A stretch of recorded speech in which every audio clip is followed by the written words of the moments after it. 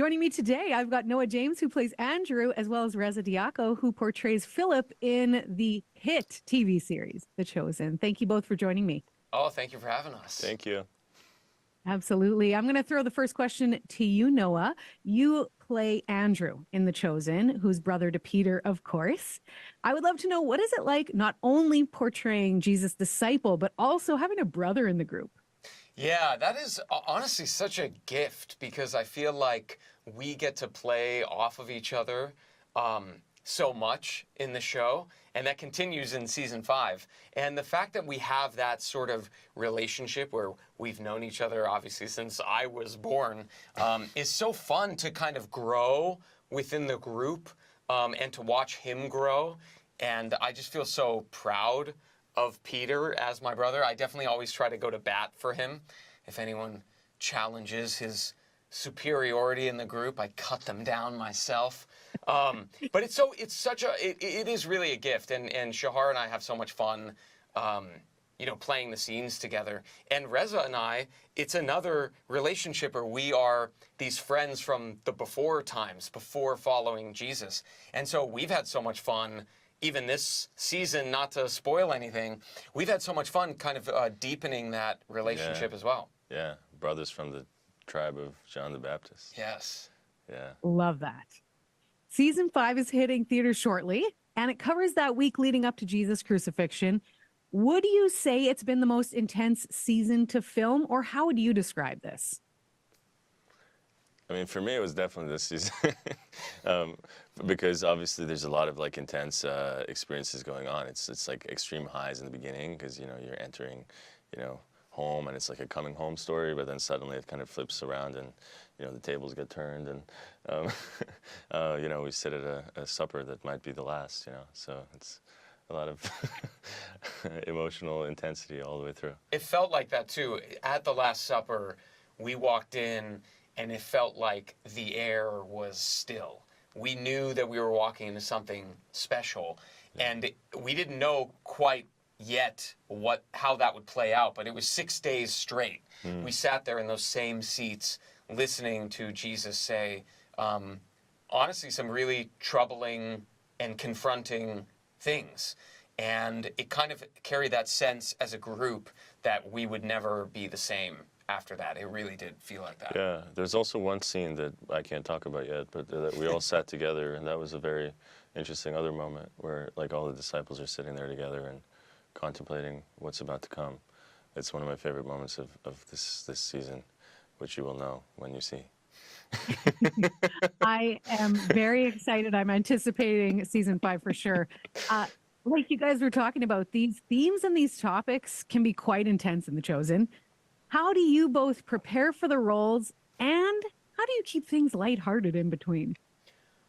Well, preparing, I mean, it's kind of interesting because it's changed now over the years. Because we've had 5 seasons, a lot of the preparation has been done, honestly. We've been living out these scenes and these experiences for years. So part of it is showing up, making sure you're present, you're available, you create an environment with each other, and they do a great job of this, of an environment where you can be vulnerable, you can explore the sort of deep recesses within yourself, and then in how to keep it light.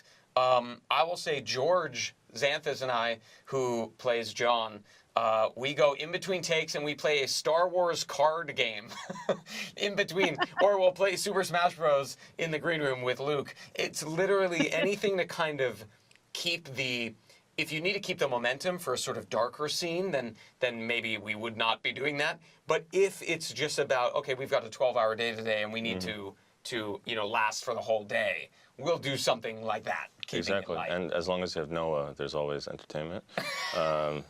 Otherwise, I tend to sleep sometimes, Yeah, Reza is asleep probably every moment we're not on camera. It's either Noah asking about which character you'd be in which show, or sleeping. And preparation you don't need. I just look into Noah's eyes and everything gets answered. I love this. So both of you, great actors, playing historical characters, so I don't want to assume, but has playing a role like this impacted your faith at all? You go first. I think for me, the interesting thing is I'm Jewish. I came to this story really from the outside. I didn't know much about the story. I knew the sort of basic points of it, but I will say that I have learned a tremendous amount from being in The Chosen. Even just something like standing at the Sermon on the Mount and hearing it, and not just reading it, or reading it in a sort of peripheral way before my time on The Chosen. Really hearing it and looking Jonathan in the eyes as he's delivering it. I've kept some of those things with me since then. I still always think about, take the log out of your eye before the speck in your brother's. Don't build your house on the sand. These are things that have stuck with me ever since filming, and we do have the unique opportunity of living it out. We're not just reading it. We are experiencing these moments, sometimes, 40 times in a row to get the whole scene shot. So it's a really unique way to step into this story. Yeah, what I really love about The Chosen is that it kind of leans towards like humanizing all these characters that are, historical. And I think I like the human touch that every single character is going through something quite palpable and personal that even in the modern day all of us are experiencing. Magdalene with the addiction issues, Matthew with the autism. I would say Philip I found is sort of a paternal issue, looking for a father figure throughout the journey. So I love that we're all like on these human quests, and in certain scenes you can really apply that to the modern world. And then also some of these like slogans are chosen, like get used to different and look up is some of the things I really love. Like, because things always get dark, like the Last Supper, and you have to remember to look up and see Andrew's eyes. So good. I appreciate your answers. And I will say, too, it has opened up the Bible for me in a brand new way and absolutely humanized all of the disciples. I know you guys are limited on time. Now, this show has had global impact. Global, not just North America.